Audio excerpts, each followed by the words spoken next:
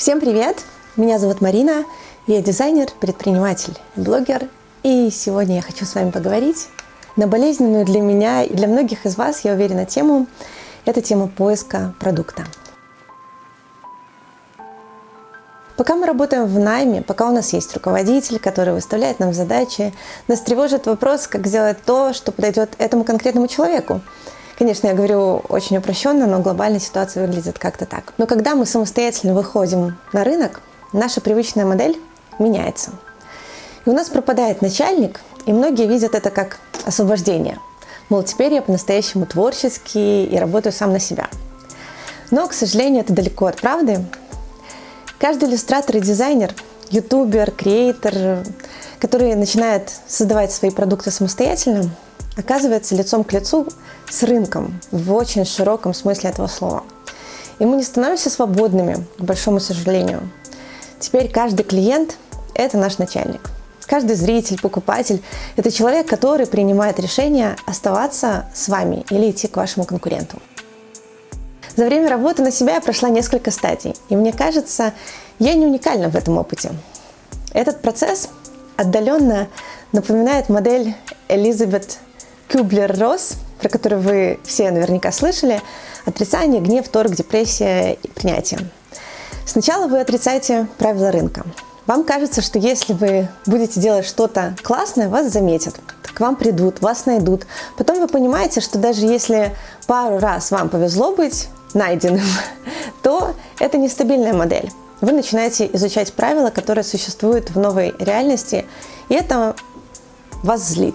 Вас может злить то, что есть кто-то, кто менее талантлив, чем вы, но к нему стоит очередь из клиентов, а вас никто не замечает, и никто не хочет у вас ничего покупать.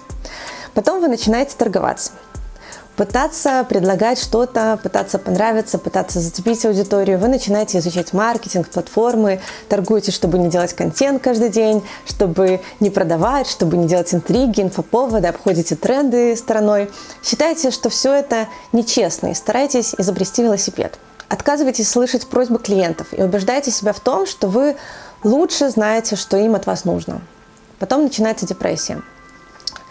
Часто на этом этапе кто-то уходит назад в найм, решает, что это не для него, и опускает руки. Кстати, да, обычно именно на этом этапе еще и часто заканчиваются деньги, поэтому единственным правильным путем многие из нас видят путь назад. Вернуться на стабильную работу, перестать страдать ерундой. И нет, это неплохо, так просто бывает. Но сегодня я хочу с вами поговорить о том, что же происходит дальше, если не останавливаться. Принятие – настоящее начало пути. Если вы прошли все предыдущие стадии, добро пожаловать! Сейчас начинается самое интересное время. Время делать то, что нужно рынку. Время находить контакт с людьми, а не с цифрами. Время слушать и слышать.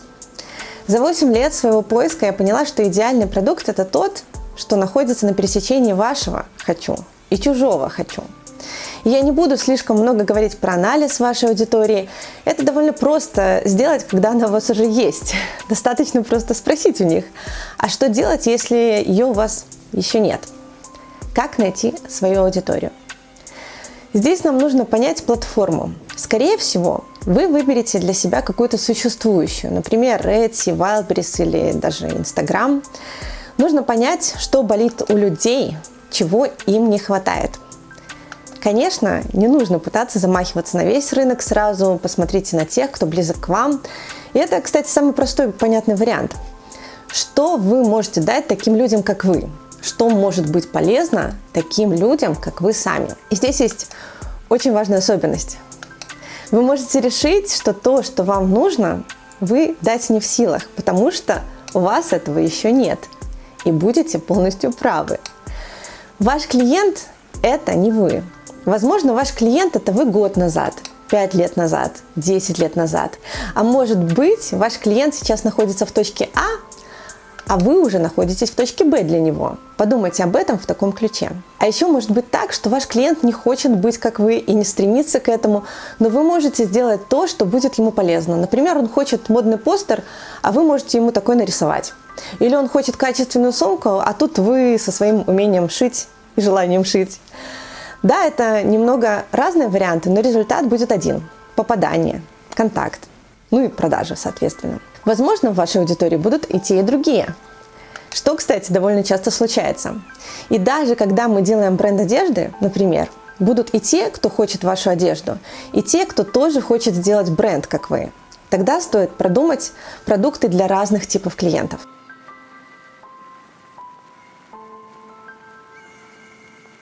В продажах есть такое понятие, как прогрев. Это работа с тем, чтобы вызвать интерес у покупателя. Есть несколько типов прогревов. Прогрев к личности, к экспертности, к продукту и к нише. Это большая тема для отдельного видео, но если коротко, то когда вы создаете свой продукт, вам нужно понимать, что этот продукт уже хотят. Например, вам не нужно объяснять людям, почему им нужно учить дизайн или английский, потому что они уже прогреты к этой теме. И это значит, что в обществе есть тренд на изучение английского или дизайна. Тренд – это запрос. Конечно, вы можете взять на себя сложную роль и прогревать людей к теме самостоятельно. Например, вы можете делать летающие велосипеды и начать объяснять всем, почему им нужен этот велосипед. А потом уже рассказывать, почему летающий велосипед нужно купить именно у вас. Но давайте пока представим, что вы все же не изобретаете летающие велосипеды. Надеюсь, теперь вам стало понятнее, почему нужно следить за трендами. Но теперь следующий вопрос. Как их находить? А здесь на самом деле все проще, чем вы могли подумать. Нам нужно понять, что люди ищут. Например, один из моих любимых инструментов – Google Trends. Вы смотрите, какие запросы были популярны в вашем регионе сегодня, на этой неделе, в этом месяце. Вот вам и тренд. Еще один мой любимый инструмент – это Pinterest. Если вы перейдете не в рекомендации площадки для вас, а просто введете запрос, например, Wall Art Design, то на первых местах будут пины, которые сейчас чаще всего сохраняют. Там вы можете увидеть, что сейчас больше нравится людям, какие цвета, какие мотивы. Еще почти на любой платформе можно отсортировать выдачу поиска по популярному. На Etsy, на Redbubble и даже на Wildberries. И на первом месте в выдаче всегда будет то, что сейчас хорошо продается. Вот вам еще один способ искать тренды. А что, если ниша очень конкурентная? На этот вопрос нет четкого ответа. Где есть конкуренция, там есть деньги. Конкурентных ниш точно не стоит бояться. Но при этом, если вы только начинаете, то хорошим вариантом будет занишеваться в чуть более узкой нише. Но при этом всегда рассматривайте вариант роста. Если вы выберете нишу, в которой сложно масштабироваться, однажды вы можете упереться в потолок и будет жалко проделанного пути. На самом деле, тема поиска продукта большая и сложная. Но если вам интересно, то подписывайтесь на этот канал. Здесь я делюсь своим опытом и знаниями касательно работы на себя, стоков, запуска собственного продукта и многим-многим еще. Мне будет очень приятно, если вы поделитесь своими впечатлениями об этом видео в комментариях. С вами была Марина. До скорых встреч. Пока-пока.